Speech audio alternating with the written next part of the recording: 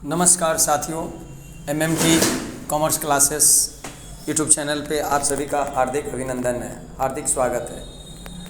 आप सभी को ज्ञात हो कि BSEB स्टेट 4 सितंबर से लेकर 15 सितंबर तक कंडक्ट कराई थी। हम लोगों ने भी 15 सितंबर के दूसरे शिफ्ट में एग्ज़ाम दिया था।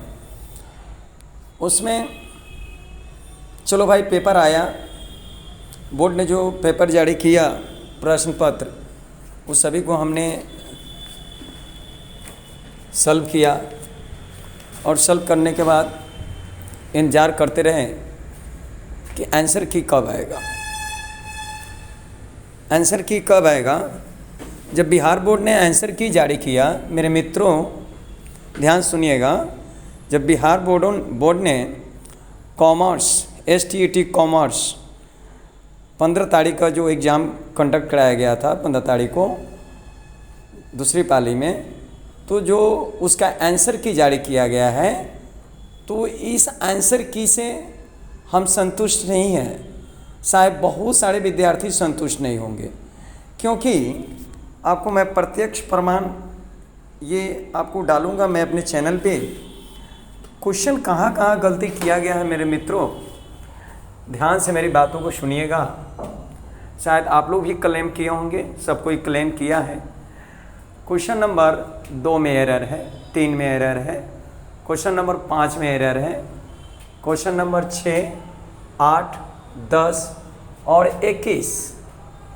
ये मैंने 25 प्रश्न पत्रों का 25 क्वेश्चन का मैंने अवलोकन किया है, जिसमें पाया गया कि 1, 2, 3, 4, 5, 6 और 7 25 क्वेश्चन में मेरे मित्रों एकदम सरासर ये गलत है। 25 प्रश्नों का मैंने जो जांच किया और अवलोकन किया है ना, मैं तो खुद अकाउंट्स का टीचर हूँ, तो मैंने सब सही करके आया था। और बाद में जब आंसर की जारी किया गया, तो उसमें जब आंसर उसका बिहार बोर्ड का आया, तो देख के दिमाग ठनक गया, अरे भाई ये क्या आंसर किया ये।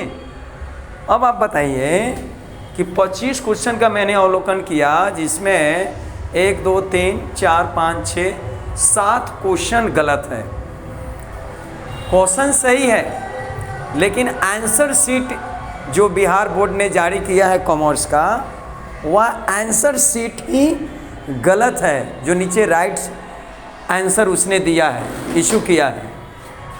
तो पहला जो क्वेश्चन है मैं आपको बता दूं, जहाँ पे एरर है, वह एरर वाला जो क्वेश्चन है 2 नंबर है। क्रय दैनिक बही के योग को आवधिक रूप से डॉट डॉट में लिखा जाता है। मेरे मित्रगण, मेरे साथीगण, मेरे गार्जियन और मेरे छात्रों, आप सभी को ये ज्ञात है कि परचेज दैनिक यानी परचेज डे बुक इसको कहा जाता है। इसको आप सब्सिडियरी बुक भी कह सकते हैं या क्रय दैनिक बही भी कह सकते हैं। जब कोई भी गुड्स आप परचेज करते हैं, तो आपके लिए यह खर्चा होता है। तो जर्नल क्या करते थे, purchase account debit to cash account या टू क्रेडिटर अकाउंट या टू नेम्स अकाउंट। याद रखिएगा, परचेज अकाउंट डेबिट अगर नगद है तो कैश अकाउंट, टू कैश उधार है टू क्रेडिटर अकाउंट, होता है ना। तो जब परचेज का लेजर बनाया जाएगा, आप लोगों को अकाउंट पढ़ाते समय यह सिखाया गया था कि जिस आइटम को आप डेबिट में लिखते हो, जब उसका लेजर बनाओगे ना, तो हमेशा उसका डेबिट शेष प्रदर्शित करता है। मतलब हमेशा डेबिट ज़्यादा होता है, क्रेडिट कम होता है।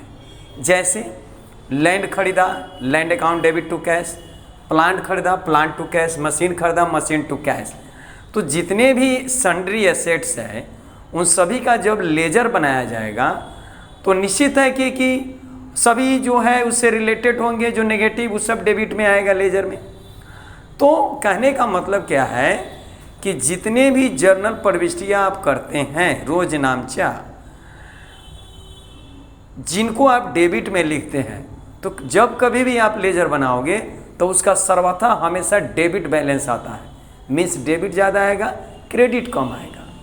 तो बोर्ड ने जो आंसर जारी किया है ज़रा समझिएगा, इसने आंसर जारी किया है बी, लिखा है क्रय खाते के क्रेडिट में। अब बताइए, जब परचेज का लेजर बनाएंगे, जब उसका डेबिट ज़्यादा होगा क्रेडिट कम होगा, तो जो बीडी बैलेंस आएगा डेबिट में, तो बीडी बैलेंस आएगा, क्रेडिट में सीडी आएगा, बाई बैलेंस सीडी आएगा, डेबिट में आएगा अमाउंट, टोटल अमाउंट के नीचे टू बैलेंस बीडी लिखते हैं। तो डेबिट में ना बीडी बैलेंस आएगा, तो डेबिट बैलेंस हुआ कि नहीं? तो यह क्रय खाते के डेबिट में है ना होना चाहिए, और यह सत्य है 100%। तो आंसर जो इसका दिया है बोर्ड ने क्रय खाते क्रेडिट में, यह सर्वथा गलत है। इसका राइट आंसर होगा क्रय खाते के डेबिट में। दूसरा आपको मैं बता रहा हूँ, जो दूसरा एरर है क्वेश्चन नंबर 3 में, क्रय वापसी खाता सदैव ... शेष प्रदर्शित करता है। अब बताइए, जब आप माल खरीदते हैं तो परचेज अकाउंट डेबिट टू क्या करते हैं, कैश अकाउंट या टू क्रेडिटर अकाउंट, उधार में क्रेडिटर होता है। जब माल आप जिस आदमी से खरीदे थे उसको, तो आप कार्टन खोलेंगे, देखेंगे कुछ माल ख़राब है तो ज़रूर रिटर्न करेंगे। तो उस आदमी को जब आप वापस करोगे तो वह आदमी जो होगा कोई पर्सनल अकाउंट होगा, तो पाने वाला होगा। जैसे आपने राम को वापस किया तो राम से account debit to purchase return होगा। मतलब कहा है, ध्यान समझिएगा कि क्रय वापसी खाता सदैव, तो जब परचेज रिटर्न अकाउंट यहाँ जर्नल में क्रेडिट हो रहा है, तो जब इसका आप लेजर बनाओगे तो इसका तो क्रेडिट बैलेंस आएगा। तो बोर्ड ने क्या आंसर जारी किया है, राइट आंसर इनमें से कोई नहीं। अब बताइए, बेहूदगी की हद होती है। इसका राइट आंसर होगा यानी बी, क्रेडिट, यानी क्रय वापसी खाता सदैव क्रेडिट शेष प्रदर्शित करता है। तो राइट आंसर इसका बी होगा, और बोर्ड ने इसका आंसर जारी किया है डी, जो सर्वथा गलत है, इनमें से कोई नहीं। बेतुकी जवाब है। ये क्या है यार, क्या आप कौन इसको चेक करता है, कौन आंसर की बनाता है यार, हंसी आती है ऐसे आंसर की पे। नेक्स्ट नंबर 5, ध्यान से सुनिएगा।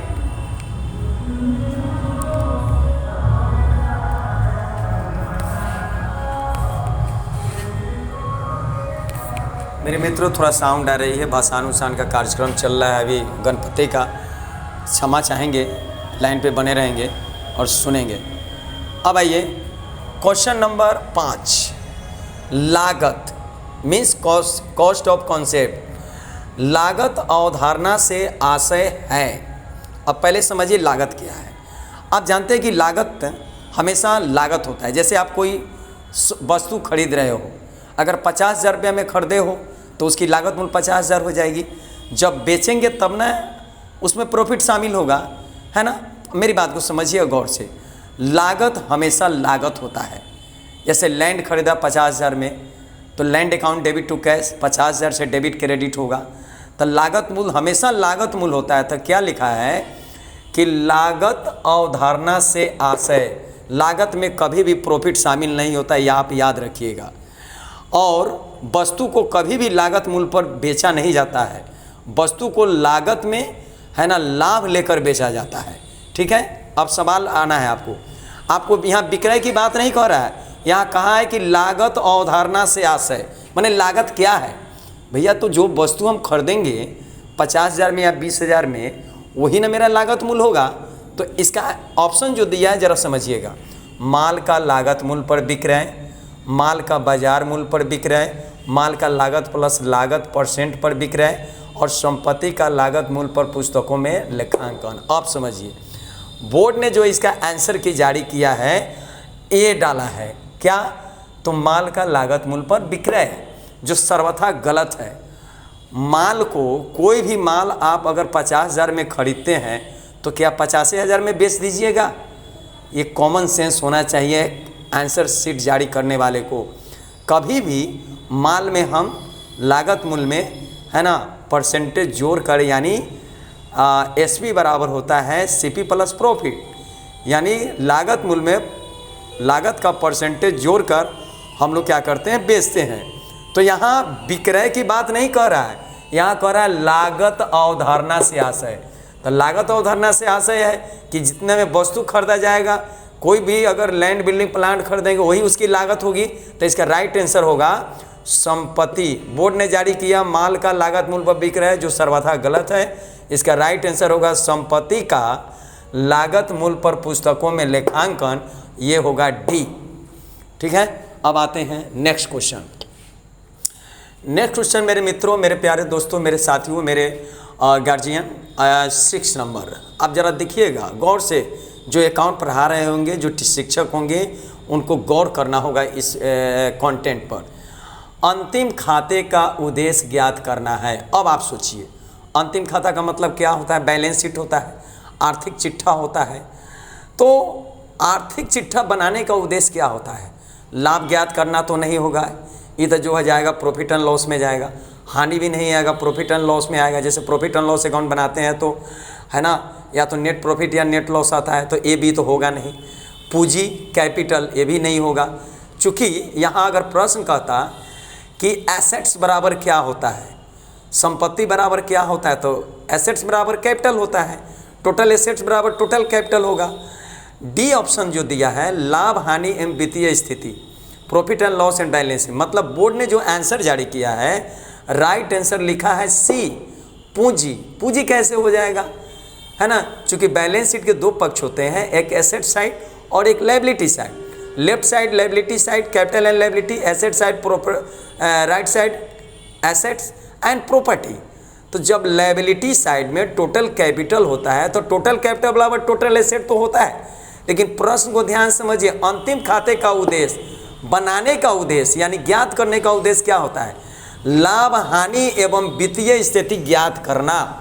इसका राइट आंसर डी होगा। जो बोर्ड ने आंसर जारी किया वह सी है, सर्वथा गलत है ना। आप जो पढ़ा रहे होंगे उनको ये चीज़ स्पष्ट होगा कि इसने गलत किया है कि नहीं, करा है कि नहीं। तो ये इसका राइट आंसर होगा मेरे मित्रों, मेरे प्यारे साथियों, डी, न कि सी। सी एकदम गलत है, चूँकि पूंजी की बात नहीं कर रहा है, ये अंतिम खाते का बात कर रहा है, बैलेंस शीट की बात कर रहा है। क्यों? क्योंकि स्टेटमेंट में जो आता है ना, उसमें आता है ट्रेडिंग अकाउंट, उसके जो है ग्रोस प्रॉफिट और ग्रोस लॉस को पीएल में ट्रांसफ़र करते हैं। पीएल का जब बनाते हैं तो नेट प्रॉफिट या नेट लॉस आता है, उसको हम लोग बैलेंस शीट में ट्रांसफ़र करते हैं, या तो कैपिटल से नेट प्रॉफिट को जोड़ते हैं, या नेट लॉस आता है तो कैपिटल से घटाते हैं लायबिलिटी साइड में। मतलब क्या, यहाँ सवाल है अंतिम खाते का उद्देश्य। तो अंतिम खाते का उद्देश्य भैया लाभ हानि प्रकट करना एवं वित्तीय स्थिति ज्ञात करना। न लाभ होगा, न हानि होगा, न पूंजी होगा। तो समझ गया ना, इसका आंसर राइट डी होगा। अब देखिए कितना वंडर हुआ है आंसर के में, क्या कौन से इसको विशेषज्ञ इसको जो है यानी कि आंसर की जारी करता है, हंसी आती है। नेक्स्ट नंबर 8, इकहारा लेखा प्रणाली का आशय समझिएगा। इकहारा लेखा प्रणाली मतलब अकाउंटिंग सिस्टम को 3 भाग में बांटा गया है ना, single entry system, double entry system and है ना Indian accounting system. Indian accounting system मतलब मुड़िया भाषा कहते हैं उसको, देहाती भाषा कहते हैं। जैसे पिल्ला बही होता है, उस पर लाल कवर होता है, और जो सारे किराने दुकानदार से लेकर दवा के दुकान जो भी व्यावसायिक है, आज भी 400 वर्ष पहले जो पुष्पालन यानी ईसा पूर्व 400 वर्ष पहले जो काम होती थी, आज भी वही काम हो रहा है, जो मुनिमी लेखा बही भी कहा जाता है ना। तो आप सवाल समझिएगा, इकहारा लेखा प्रणाली का मतलब होता है सिंगल एंट्री सिस्टम का, कि एक है ना, इसमें डेबिट क्रेडिट नहीं लिखे जाते हैं, यानी राम से अकाउंट डेबिट टू कैश ऐसा नहीं होता है। ये डबल एंट्री सिस्टम में आ जाएगा। मतलब या तो डेबिट में पूरी एंट्री होनी चाहिए या तो क्रेडिट में होना चाहिए। मतलब ऑप्शन क्या है? इकहारा लेखा प्रणाली का आशय प्रत्येक व्यवहारों की एक प्रविष्टि, एकदम राइट आंसर ही होगा। लेकिन बोर्ड ने जो आंसर जारी किया राइट आंसर अपूर्ण द्वि प्रविष्टि, बी आंसर जारी किया है, जो सर्वथा गलत है ना। इसका राइट आंसर होगा प्रत्येक व्यवहारों की एक प्रविष्टि। ठीक है, अब आते हैं 10 नंबर, है ना। 10 नंबर जो क्वेश्चन है इंस्टॉलमेंट पेमेंट सिस्टम से है। पार्ट 1 फाइनेंशियल अकाउंट में जो आप पढ़ेंगे hire purchase system and instalment payment system, तो उसी से जुड़ा हुआ क्वेश्चन है, समझिएगा। किस्त भुगतान प्रणाली, 10 नंबर क्वेश्चन की बात बता रहा हूँ जो इसका आंसर की जारी किया गया है। किस्त भुगतान प्रणाली ब्याज उचंत खाते का शेष क्रेता की पुस्तकों में डॉट डॉट डॉट में दिखाया जाता है। अब आप समझिएगा प्यार से, यहाँ आर्थिक चिट्ठा की तो बात कह ही नहीं रहा है, समझिए खूब बढ़िया से। बैलेंस शीट की बात मेरे मित्रों कह नहीं रहा है। आप जानते हैं कि क्रेता के बही जब पेमेंट इंस्टॉलमेंट पेमेंट सिस्टम आएगा तो क्रेता के बही में एक होता है वेंडर अकाउंट बनता है, किससे माल हमने खरीदा था। 2 नंबर में एसेट्स अकाउंट बनता है, ठीक है। 3 नंबर में बनता है डेप्रिसिएशन अकाउंट। 4 नंबर में बनता है इंटरेस्ट, है ना, सस्पेंस अकाउंट 5 नंबर, और 5 में बनता है प्रॉफिट एंड लॉस अकाउंट। तो ये खाते क्रेता के बही में बनाए जाते हैं। यहाँ बैलेंस शीट तो बनाया नहीं जाता है ना। अब सवाल समझिएगा, क्रेता के खाते में कभी भी बैलेंस शीट नहीं बनता है। ये कह रहा है क्वेश्चन कि किस भुगतान प्रणाली ब्याज, है ना, यानी जो ब्याज उचंत खाता, जो ब्याज आता है, जैसे कि कोई आप संपत्ति खरीदेंगे तो assets account debit, interest suspense account debit to vendor होता है ना। तो उसी इंटरेस्ट सस्पेंस की बात कह रहा है। क्रेता की पुस्तकों में एंट्री यानी कि परचेजर की बही में एंट्री।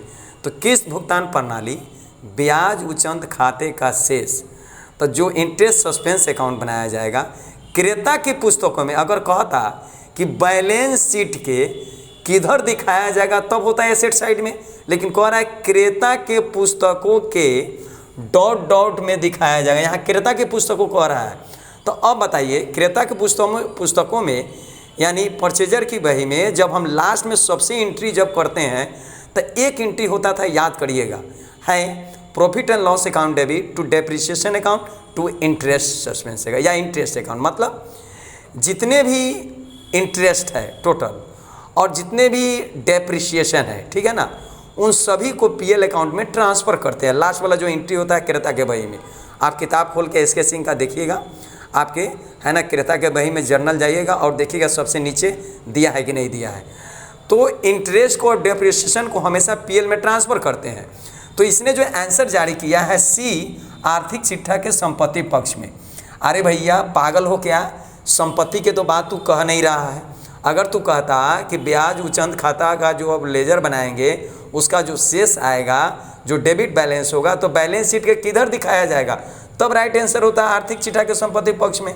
लेकिन यहाँ कहा है कि क्रेता के पुस्तकों में कहाँ दिखाएंगे, तो इसको हम प्रॉफिट एंड लॉस में ट्रांसफ़र करते हैं। यानी राइट आंसर होगा इसका ए, है ना, सी गलत है जो बोर्ड ने जारी किया है। अब आइए लास्ट क्वेश्चन, लास्ट है अंकेक्षक रिपोर्ट 21 नंबर, ध्यान दीजिएगा।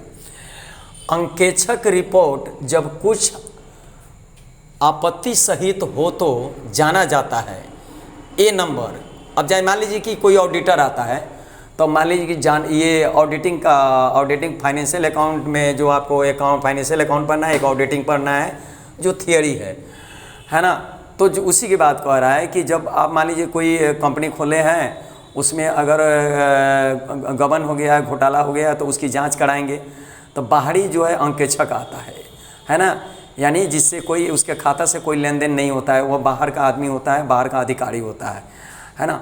तो वह जांच करता है। तो कहा है कि अंकेक्षक रिपोर्ट जब कुछ आपत्ति सहित हो तो जाना जाता है। मान लीजिए कि उसने त्रुटिपूर्ण, है ना, अंकेक्षण किया, त्रुटिपूर्ण मतलब सही अंकेक्षण नहीं किया, त्रुटिपूर्ण किया, तो उसका जवाब त्रुटिपूर्ण अंकेक्षण कहलाएगा। तो ऑप्शन क्या कहा है, स्वच्छ रिपोर्ट कभी नहीं होगा, मर्यादित रिपोर्ट कभी नहीं होगा। इसका आंसर होगा राइट आंसर अमर्यादित रिपोर्ट, जो सी है ना। लेकिन बोर्ड ने जो जारी किया है आंसर इस लिखा है, यानी बी को सही माना है, यानी मर्यादित रिपोर्ट।